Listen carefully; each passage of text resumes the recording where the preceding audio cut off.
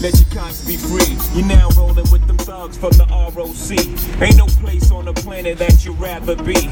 But in the blue flame, bitch, you're new to the game. Cross over to the rock, make yourself hot.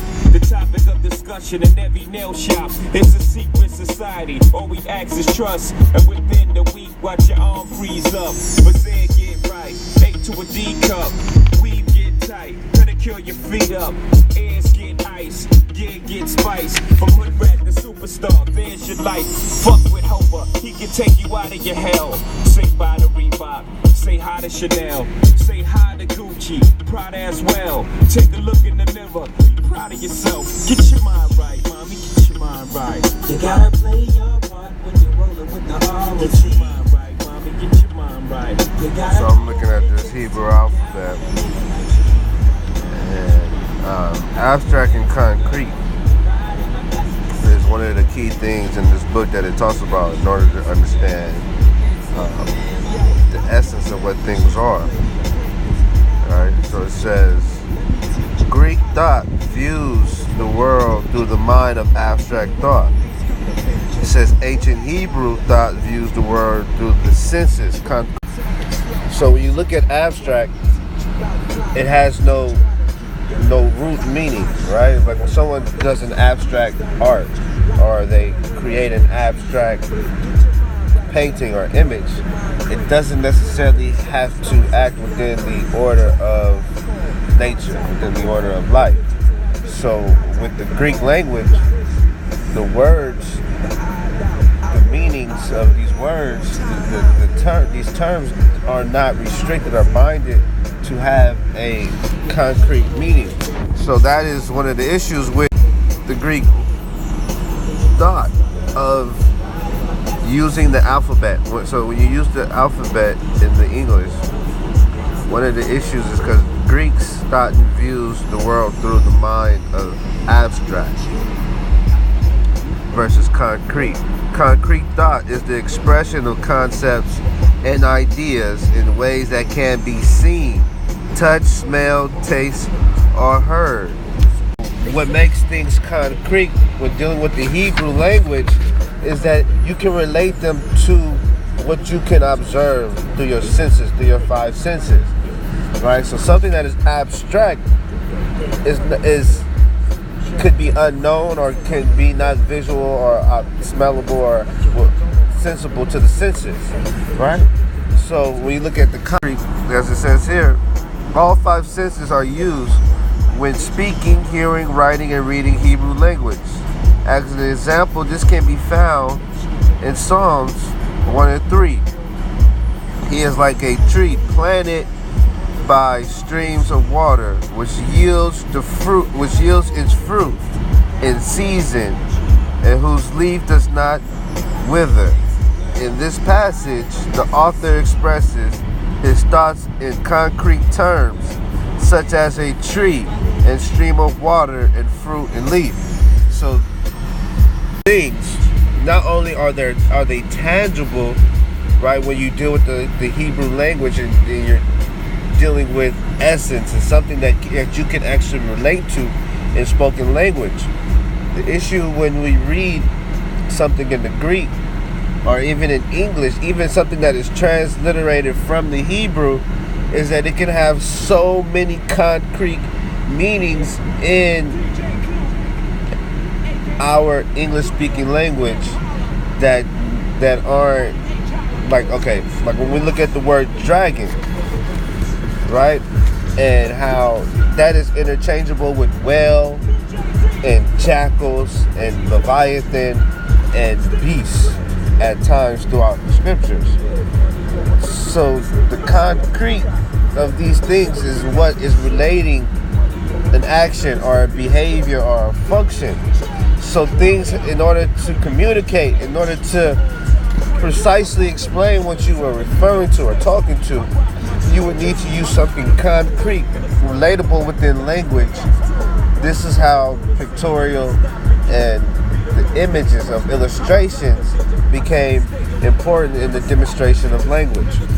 So when we get these ancient texts and these prehistoric texts and the forming of our alphabet and the forming of language, and we Lastly, understand that what concrete is. Understand that abstract thought is the expression of concepts and ideas in ways that cannot be seen, touched, smelled, tasted, or heard. It says examples of an abstract thought can be found in Psalms 103 and 8. The Lord is compassionate and gracious, slow to anger, abounding in love. The word compassion, grace, anger, and love are abstract words. So compassion, gracious, and slow to, these things are abstract. This is not a concrete meaning, right? It says abstract words, ideas that cannot be experienced by the senses. Why do we find these abstract words in a passage of concrete thinking Hebrews? Actually, these are abstract English words used to translate the original Hebrew concrete words. The translators often translate this way because the original Hebrew makes no sense when literally translated into English. So this is why you have so many different versions of one Hebrew scroll, and why you find different words interjected in the English to bring concrete to something abstract.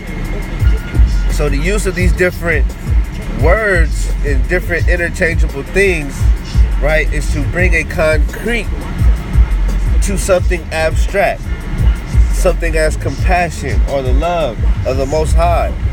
If it's not compared to something tangible, something that you can observe with the senses, this is why idolatry and a lot of these things are so hard for people to cut off, because they need to attach their senses, what they see, smell, taste, and all that shit, to what they call their God or their creator. So they need something visible or something tangible, something that they can see, whether it's an illustration or art or speak or say word.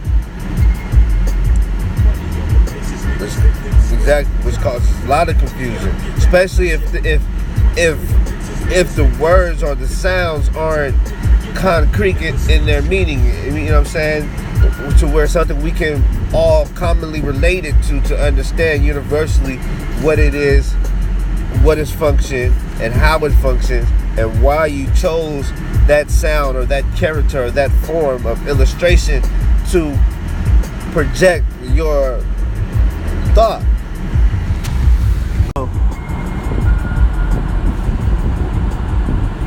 Abstract and concrete is two of the things that I want to try to focus on today,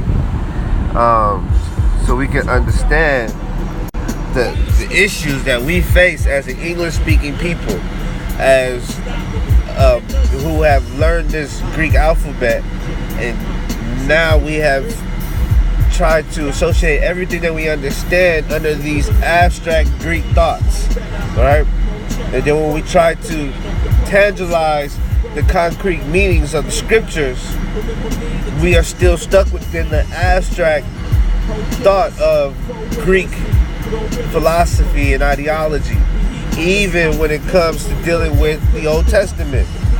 And so this is the issue. If you don't get into the language and study the thoughts and why these cultures use the items that they use to personify their culture and to cultivate their societies, you can't truly grasp the intention of their concrete thoughts of their culture, to give an honest synopsis or evaluation of particular culture.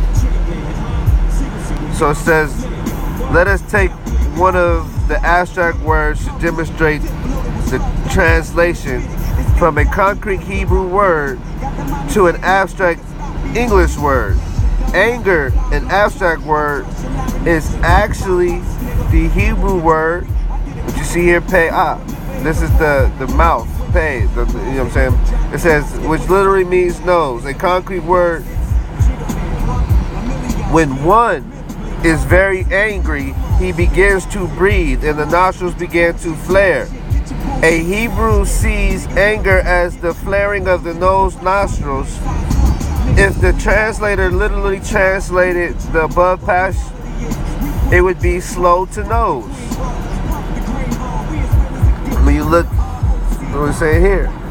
So, I mean the concrete of anger, because anger is something abstract, but to have the understanding when someone is mad, what takes place within the body and right is what when they created the illustration or the pictorial for to demonstrate anger.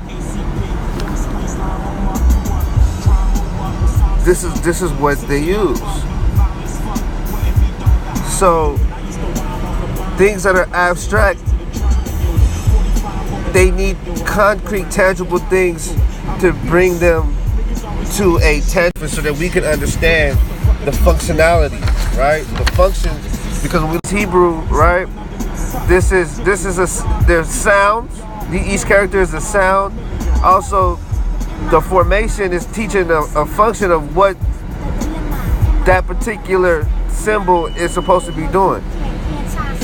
So that's what I'll be going in today, these concrete and abstract thoughts, so we can start looking at these Hebrew things in a concrete manner and using what we can observe with the senses to explain our Creator and our thought process and our culture and how we must cultivate under the proper order of civics and how to deal with each other and to be proper conduits of the proper power of the Most High. Peace be with y'all, man. What's up with you, bro? What's up, Tank? What's up? What's up, Vic? Peace. Guilty until proven innocent, huh? That's how we working, huh?